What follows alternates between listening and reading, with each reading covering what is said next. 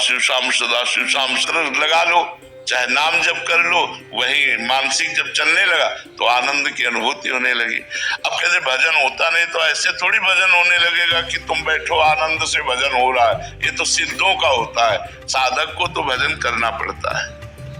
आदित्य प्रकाश जी, प्रयागराज। राधे राधे महाराज जी। महाराज जी, क्या भक्ति एवं आराधना के लिए मंत्र आवश्यक है? हाँ, बिल्कुल आवश्यक है, बिना मंत्र के कैसे बनेगा। और जब तक मंत्र ना मिले तब तक क्या करें? नाम जप करना चाहिए। और मंत्र क्या किसी से किताब से पढ़ के कर सकते हैं, गुरु से? नहीं, किताब से पढ़ के कोई सिद्ध हो जाता है क्या? किताबी ज्ञान से कोई सिद्ध हो जाता है क्या? आज तक कोई सिद्ध हुआ हो किताबी ज्ञान से तो हमें बताना। बिना गुरु की कृपा के चाहे शिव विरंच सम होई, गुरु बिनु भव निधि तरह न कोई। गोस्वामी जी ने ऐसे थोड़ी लिख दिया है। बिना गुरु के प्राप्त हुए मंत्र से मायामल का नाश ही नहीं होता, ज्ञान का नाश ही नहीं होता। गुरु कृपा पात्र को ही माया छोड़ देती है, अपने आप छोड़ देती है। वो अपने आप माया मुक्त हो जाता है जिसके ऊपर गुरु की कृपा रहती है, जो गुरु का गुरु मंत्र लेकर के निरंतर। आप सोचो, हम आप मनुष्य हैं, जब भगवान श्री कृष्ण जी संदीपनी जी को गुरु मान करके उनसे शिक्षा दीक्षा ले रहे हैं, भगवान राम जी, गुरु वशिष्ठ जी, महामुनि विश्वामित्र जी, इनके चरणों की सेवा करके शिक्षा दीक्षा ले रहे हैं, तो हमको भगवान ने अवतार लेकर के शिक्षा दी है। जिनकी श्वासों से चारों वेदों का प्रादुर्भाव हुआ, वो भगवान किसी से पढ़े, ये आश्चर्य की बात। जाकी श्वास वेद श्रुति चारी, सो हरि पढ़े, ये अचरज बारी। वो हरि पढ़ रहे, वो गुरु चरणों में बैठे। हम लोग तो अज्ञानी जीव, हमको तो गुरु की जरूरत है ही, लेकिन जो स्वयं परब्रह्म परमात्मा है, उन्होंने भी गुरु बनाया, उन्होंने भी गुरु चरणों का आश्रय लिया। तो हमें चाहिए कि गुरु चरणों का हम आश्रय ले। हम बिना गुरु चरणों के आश्रय के बात बनेगी नहीं। सुरुचि जी, जलंधर से। अंदर से। राधे राधे महाराज जी। महाराज जी, हमें कैसे पता चले कि हमारा जन्म क्यों हुआ है? हमें बताइए कि आपका जन्म क्यों हुआ है। ये जानकारी अगर मिल जाए तो आप तत्परता पूर्वक उसका पालन करेंगे। कोशिश कर सकते हैं। हमारा जन्म हुआ है साधन धाम मोक्ष कर द्वारा, पाए न जे परलोक समारा। हमारा जन्म हुआ है भगवान की प्राप्ति के लिए। भगवान ने कबहू करी करुणा नर देही, देत ईश बिनु हेतु सनेही। बिना हेतु प्रेम करने वाले कृपा सिंधु भगवान ने मुझे जो मनुष्य शरीर दिया है, वो केवल भजन करके भगवान की प्राप्ति के लिए दिया। हम आकर के यहाँ रिश्ते नातों में फंस गए, भोगों में फंस गए और भूल गए कि हमारा कर्तव्य क्या है। हम अपने को स्त्री मान लिया, अपने को पुरुष मान लिया और इसी में व्यवहार करते हुए पूरा जीवन व्यतीत हो गया। अब हमारा जब अगला जन्म होगा तो मनुष्य जन्म नहीं होगा, फिर हमें योनियों में जाना पड़ेगा। 83,99,999 योनियां है, एक मनुष्य शरीर मिलाकर 84 लाख होते हैं। तो अन्य योनियों में क्या सुविधाएं हैं, अन्य योनियों में कितनी समस्याएं हैं, वो सब हमें भोगनी पड़ेंगी। मनुष्य शरीर में तो सुविधाएं हैं, हमें पीड़ा है तो हम अस्पताल जा सकते हैं, भूख लगी तो हम व्यक्त कर सकते हैं, प्यास लगी तो हमारे पास सुविधा है। लेकिन अन्य योनियों में बहुत सी ऐसी योनियां हैं, जंगलों में है, जो बहुत कष्ट पा रहे हैं। तो हमारा भगवान ने कष्ट देख करके हमको मनुष्य शरीर दे दिया कि चलो तुम 84 लाख योनियों से अपना उद्धार कर दो। लेकिन हम फिर वही भूल भुलैया में फंस गए, पति पुत्र परिवार इसका पालन पोषण, और बस फिर भगवान को भूल करके पूरा का पूरा जन्म फिर यूं व्यतीत हो गया। अब हमें फिर जाना पड़ेगा अन्य योनियों में। इसलिए अभी जो समय है उसे सार्थक कर लो। राधा राधा राधा, कृष्ण कृष्ण कृष्ण, राम राम राम। जो नाम प्रिय हो नाम जप करो, और जो कर्म करो वो भगवान को समर्पित कर दो, और परिवार में सब में भगवान को देखने की चेष्टा करो। पुत्र रूप में भगवान ही है, क्योंकि उसके अंदर भगवान है। अब वो अंतर ध्यान हो जाए तो पुत्र से आप भी प्यार नहीं करेंगे, उसके शरीर को नष्ट करवा देंगे। पति का शरीर, पुत्र का शरीर, अपना शरीर, ये तभी तक प्यारा है जब तक इसमें भगवान है। तो अपने परिवार में भगवान देखें, अपने मोहल्ले में भगवान देखें, अपने गांव में भगवान देखें, अपने समाज में भगवान देखें, अपनी भावना बढ़ाते चले जाएं और सारे जगत में जिस दिन भगवान को देख लिया उसी दिन मुक्त हो जाएंगे। श्री राम में सब जग जानी, करो प्रणाम जो निज पानी। 32 वर्षों से जर्मनी में कार्यरत हूँ। 2 वर्ष पूर्व आपके दर कर्म सेवा तो वही है, किंतु मन में कर्म के प्रति एक खिन्नता सी, एक उदासीनता से आ गई। जिन कार्यों को करने में उत्साह होता था, संतुष्टि होती थी, अब समय चुराने का मन होता है कि भजन में लगाएं। इसका है, हाँ, ये सही ढंग से नाम जप कर रहे हो तो ये उसका फल है। सही ढंग से जो नाम जप होता है तो इस झूठे संसार से मन हटने लगता है, सब व्यर्थ लगने लगता है। लेकिन अंदर ही अंदर इस बात को छुपा के बाहर से अपने कर्तव्य का पालन करना चाहिए। तो अपने कर्तव्य का निर्वाह मन ना होने पर भी करते रहना चाहिए। यही सच्चा भजन का फल है कि हमारा मन कहीं किसी कार्य में, किसी पद प्रतिष्ठा में, किसी भोग में अच्छा न लगे, उसे वो जाए ना, उसे रुचे ना, कोई चाह न रह जाए। जैसे जैसे चाह मिटती जाएगी वैसे वैसे हृदय में पूरी मिट गई तो भगवत साक्षात्कार हो जाएगा। सकल कामनाहीन जे राम भगत रस ली, जिनकी सारी कामनाएं नष्ट हो गई हैं वो भगवान के प्रेम में डूब गए हैं। हम तो धन्यवाद देते हैं कि आप जर्मनी में रह करके नाम जप करके ऐसा भाव प्राप्त कर रहे हैं। बहुत उत्तम बात है, बढ़ते रहिए और इस भाव को दबाते रहिए। अंदर जितनी आग अंदर दबती जाएगी उतनी भस्म करती जाएगी वासनाओं को। जो दुर्वासना हमारे मन में जमा है ना वो सब नष्ट होती जाएगी और मन निर्मल हो जाएगा। और निर्मल मन जन सो मोहि पावा, जहाँ मन निर्मल हुआ भगवान का साक्षात्कार हो गया। बस नाम पकड़ लो, बस ऐसे ही नाम जपते रहो। रिक्की जी दिल्ली से, राधे राधे महाराज जी। महाराज जी, आपके श्रीमुख से सुना है कि जब हम जैसे साधक जो गृहस्थ आश्रम में है, यदि निष्ठा पूर्वक साधना करें तो वो स्वयं को तार सकते हैं। महाराज जी, अपने प्रियजनों को आपकी दिव्य वाणी के वीडियो साझा करके मैं आपके निर्देशित मार्ग पर चलने के लिए प्रेरित करता हूँ। महाराज जी, ये कार्य आध्यात्मिक उन्नति के लिए मेरे लिए कल्याणकारी सिद्ध होगा। हाँ, या अच्छा, मतलब इसको मैं हाँ, अच्छा है। परिवार और मित्रजनों में सद्भावनाएं बांटनी चाहिए। जो हम जैसे हमें जो प्रिय लगा खान पान की चीज तो सोचते हैं 250 ग्राम ले लेते हैं, अपने घर वालों को ले चलते हैं, अपने दोस्तों को पवाएंगे, बहुत अच्छा लगा। ऐसे ही हम सत्संग में आए, हमें जो प्रिय लगा वो हम अपने परिवार को, अपने मित्रों में साझा करें कि आज हमने सुना, ऐसा ऐसा सुना। तो समस्त दुखों के नाश का एकमात्र उपाय प्रभु का नाम है। यार तुम भी जपा करो। परिवार के जनों को हम ऐसा प्रेरित कर सकते हैं, मित्रों को प्रेरित कर सकते हैं, सत्संग सुना सकते हैं। ये अध्यात्म में लगाने से उनका मन अगर थोड़ा भी लगेगा तो आपको उसका पुण्य मिलेगा कि आपका मन और अधिक भगवान में लगने लगेगा। इसलिए ऐसा करना चाहिए। दूसरों को नाम जप में लगाना चाहिए, गंदी आदतों से बचाना चाहिए।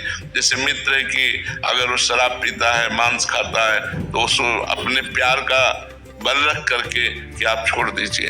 आप देखिएगा कितने सुखी हो जाएंगे यदि आप नाम जप करेंगे और ये गंदे भोजन छोड़ देंगे, गंदा पेय पदार्थ छोड़ देंगे तो आपका जीवन सार्थक होगा। ऐसा करना चाहिए। एक दूसरे को उपदेश देकर सही मार्ग पर लाना चाहिए। स्वयं चले और दूसरों का भी कल्याण करें। और जी कुछ दिन तो ऐसा चलता है, ठीक रहता है। एक साधक आए थे, वो बोल रहे थे कि अभी बहुत सारे जने जुड़ गए और मुझे एक अहंकार सा होने लग गया कि मैं कुछ हूँ। तो वो सत्संग, गुरु जी कहते हैं वो सत्संग अभी सही नहीं कर रहे हैं। अगर सत्संग सही करें तो जैसे गुरु जी ने सेवा दी हमें तो हम तो नौकर हैं। जो कुछ हो रहा है वो गुरु जी की कृपा से हो रहा है। मान लो इतने लोगों को आनंद प्राप्त हो रहा है तो गुरु जी की कृपा से हो रहा है, उसमें मेरे को क्या अहंकार करना है। गुरु जी वाणी में बैठ के बुलवा देते हैं और लोगों को लाभ मिलता है, ऐसा भाव रखा जाता है। सब प्रणाम करते हैं। हाँ, तो वो प्रणाम गुरु जी को किया जा रहा है, ऐसी भावना करे। मेरे में तो कोई अपने को तृण से नीच समझे और चाहे लाखों लोग प्रणाम करें तो कोई फर्क नहीं पड़ता। वो इष्ट को प्रणाम हो रहा है, वो गुरु को प्रणाम हो रहा है। अगर हम अहंकार कर लेंगे तब तो फिर स्वयं गिर गए, फिर तो ठीक नहीं रहेगा। अहंकार ना होने पावे ये जरूर ध्यान रखते हैं। और हमारी कोई अच्छी स्थिति होती नहीं है तो लगने लगता है कि मैं इनसे श्रेष्ठ हूँ, ऐसा भाव नहीं आना चाहिए। ये आना चाहिए कि गुरु जी की बड़ी कृपा है, भगवान की बड़ी कृपा है कि उनके वचनों से दसियों लोग लग गए, कि वचन तो प्रभु के हैं, ऐसे चलना चाहिए। अहंकार को विवेक के द्वारा काटना चाहिए। जब अहंकार आवे तो विवेक के द्वारा काटना चाहिए कि ये मेरी बात थोड़ी है, ये तो संतों की बात है, ये तो शास्त्रों की बयान हो रहा है, मेरी क्या, मेरी स्वयं की थोड़ी कोई उपज है। ये तो हमने सुना और उनसे कहा, तो उनकी बात से कल्याण हो रहा है। और जो आपको लोग प्रणाम करें तो वो मेरे को नहीं, मेरे गुरुदेव को प्रणाम कर रहे हैं, क्योंकि मेरे अंदर जो राधा नाम आया, मेरे अंदर जो सद्ज्ञान आया वो गुरुदेव का दिया हुआ है। तो सब गुरुदेव को प्रणाम समझ, तो जितना प्रणाम नमस्कार मिले वो गुरुदेव को समर्पित करे। जितनी अध्यात्म उन्नति हो वो गुरु कृपा से हो रही, ऐसा भाव रखे। कभी अहंकार न करे, नहीं तो फिर मार्ग रुक जाएगा, फिर पतन की तरफ चलने लगेगा। हार्दिक चौहान जी। श्री हरिवंश महाराज जी, हरिवंश महाप्रभु का साक्षात दर्शन के लिए राधा नाम जप करूं या हरिवंश नाम जप करूं? राधा नाम जप से हो जाए, राधा नाम जप से। गोपी गुप्ता जी, नई दिल्ली से। राधे राधे महाराज जी, क्यों ऐसा होता है कि जब मुझे किसी चीज, करियर या पैसा, कोई इंसान की सबसे ज्यादा जरूरत होती है तभी वो नहीं मिलता, और जब बाद में मिलता है तो उतनी खुशी भी नहीं होती? बाद में वो खुशी पहले जैसी खुशी कैसे? प्रारब्ध, यही एक शब्द है, प्रारब्ध। प्रारब्ध का है कि 10 वर्ष बाद आपको धन की प्राप्ति होगी, तो अब 10 वर्ष आप चाहे जितना प्रयास कर लें, 10 वर्ष आपको सफलता नहीं मिलेगी, चाहे जितना प्रयास कर लें। हाँ, भागवतिक प्रयास कर लें तो सफलता मिल जाएगी। भागवतिक प्रयास जैसे भगवान का नाम जप है और भागवतिक अनुष्ठान है, गजेंद्र मोक्ष का पाठ है, बहुत से ऐसे भागवतिक अनुष्ठान है जिनके अनुष्ठान करने से हमारी विपत्ति दूर हो सकती है, हमारी समस्या का समाधान हो सकता है। लेकिन यदि हम सहज में ऐसे चल रहे हैं तो फिर 10 वर्ष के बाद यदि है तो 10 वर्ष के बाद ही मिलेगा, पहले नहीं मिलेगा। ये सब पहले से निश्चित है, पहले से प्रारब्ध निश्चित है। पुरुषार्थ के लिए तुम्हें, अब जैसे इस समय आप हैं, अब आप नाम जप कर सकते हैं, ये आपको प्रारब्ध से क्या लेना देना। तो नाम जप हम खूब डट के कर रहे तो सब वस्तुएं, सब आप जो कह रहे हैं कि जब मुझे मांग होती है तब मिलता नहीं है, जब मिलता है तब मांग नहीं होती। और हम कहते हैं जब मांग की जरूरत है, आप मांगो या ना मांगो, अपने आप वो दे देगा यदि उससे कनेक्शन बना लो तो। संबंध जोड़ो प्रभु से, प्रभु को अपना मान लो। हमने मांगा थोड़ी है, ये व्यवस्था मांगा थोड़ी कि भगवान हमको ऐसी व्यवस्था दे दो। अपने आप वो सब कर रहे हैं, उनको पता है कि अपने जन को किस समय क्या जरूरत है। मुझे लगता है भगवान की शरण में आया जाए और भगवान का नाम जप किया जाए तो प्रारब्ध हमको परास्त नहीं कर पाएगा।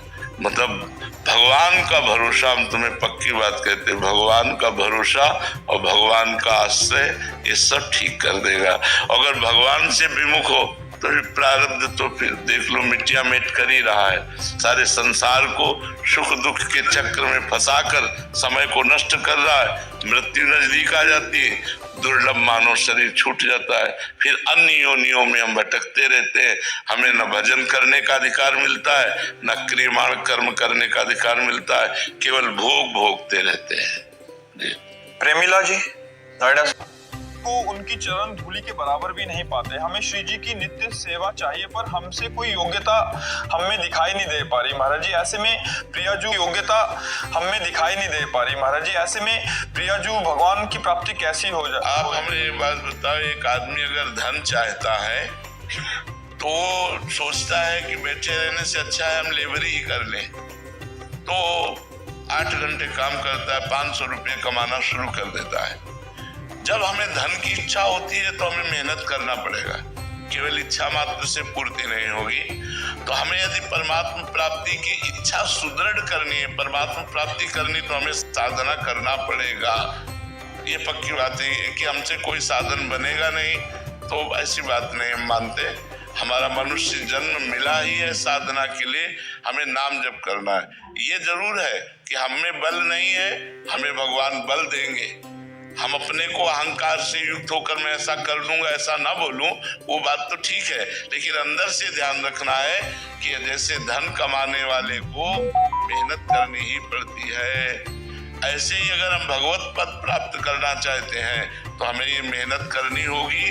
गंदे आचरणों का त्याग करके अच्छे आचरण करना, भगवान का नाम सुमिरन करना, भगवान की कथा सुनना, परोपकार करना, इसी से भगवान की कृपा प्राप्त होती है। ये करना पड़ेगा, अगर ऐसा नहीं तो फिर भगवान के सब लाडले हैं, भगवान का कोई दुश्मन थोड़ी है, भगवान की तो सब पर दया है, सब पर कृपा है, पर उन्नति को वही प्राप्त होता है जो मेहनत करता है, चाहे जिस मार्ग में हो। हमारे संत मार्ग में जो खूब तपस्या परायण है, खूब भजन परायण है और किसी से प्रतिक्रिया नहीं लेता, वही ऊपर उठ जाता है, और जो भोगों में रत रहता है वो तो सामान्य मनुष्य की तरह रहता है। नहीं तो सही ढंग से तपस्या की जाए तो मनुष्य शरीर में रहते हुए भी भगवत भाव की प्राप्ति हो जाती है, और लोग कहने लगते हैं तो साक्षात भगवान है। नहीं कहने लगते संतों को कि अरे वो तो साक्षात भगवान है। क्यों? क्योंकि भगवान का चिंतन करके इतना तन्मय हो गए कि भगवान उनके हृदय में प्रकाशित हो गए। मेहनत की, जो जितनी कड़ी तपस्या करता है, जितना कठोर व्रत नियम संयम जब तब, वो उतना ही आगे बढ़ता है। अब ऐसे पड़े रहो तो फिर भगवान के पूरा चराचर जगत है, करना पड़ेगा, ये हम पक्की बात कहते हैं, करना पड़ेगा, भजन करना पड़ेगा, भजन के बिना बात नहीं होने। और जो लोग कहते हैं कि हमसे भजन होता नहीं, अब हम जब शुरुआत की थी तो अपने गुरुजी के 2 वर्ष बाद गुरुजी अंतर ध्यान हो गए थे, तो समाधि बनी थी, तो शाम तक तो सबके नजरों में रहते, और इसके बाद एकांत समाधि के पास बैठ जाते रात्रि में, और बस शाम सदाशिव शाम सदाशिव शाम सदाशिव शाम सदाशिव शाम 4-6 घंटे ऐसे ही जैसे हम कह रहे हैं, 4 से भन्न मच जाता दिमाग में एकदम, शाम सदाशिव शाम सदाशिव शाम सदाशिव शाम सदाशिव, ऐसे रटते रटते रटते रटते रटते अब वो धीरे धीरे उपांश होने लगा, उपांश से मानसिक में पहुंच गए। अब वही मंत्र लगा लो, चाहे नाम जप कर लो, वही मानसिक जब चलने लगा तो